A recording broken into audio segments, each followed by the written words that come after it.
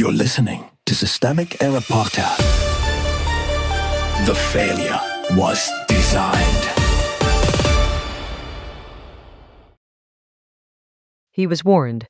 Insiders say Trump knew consequences of disastrous scheme, based on an article by Adam Lynch. Trump chose escalation, and the stockpile is the receipt. Power sat in one office. The source is useful for one basic reason.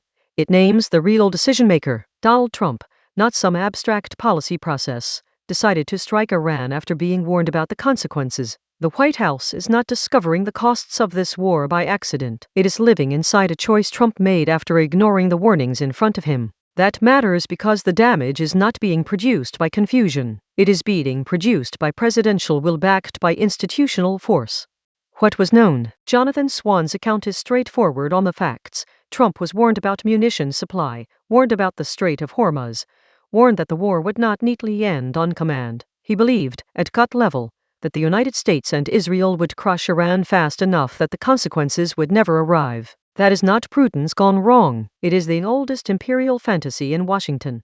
Power can be applied violently, then reality will politely cooperate. The real constraint is not strategy. The White House is now trying to deny that the U.S. is running out of weapons, but Swan says the supply of interceptors, Patriot missiles, and other long-range weapons has been badly depleted. That is the concrete cost of the strike, not just a regional crisis, but a thinning of American capacity the military would need in a far larger conflict, including one with China. So the Trump operation is now boxed in by the thing it treated as irrelevant: material limits. The administration wanted the drama of force, without the burden of logistics. It got neither control nor credibility, just a worse inventory.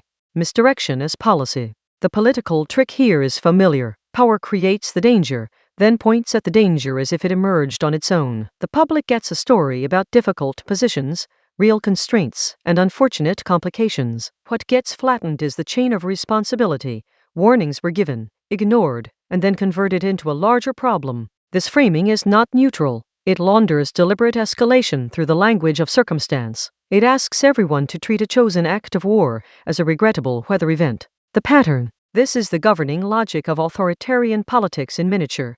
Concentrate decision-making, disregard expert limits, gamble on spectacle, then shift the narrative once the consequences arrive. The same posture that treats military escalation as a showpiece also treats national capacity as disposable. If the stockpiles run down, if the region destabilizes, if a global economic calamity appears, the governing class will still reach first for denial and only later for accountability.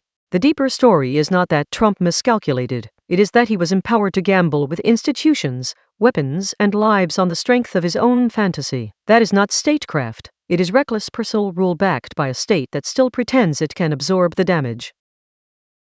You've been listening to Systemic Error. Thanks to AlterNet for today's article. With the automated voice of Lesak, thanks for listening.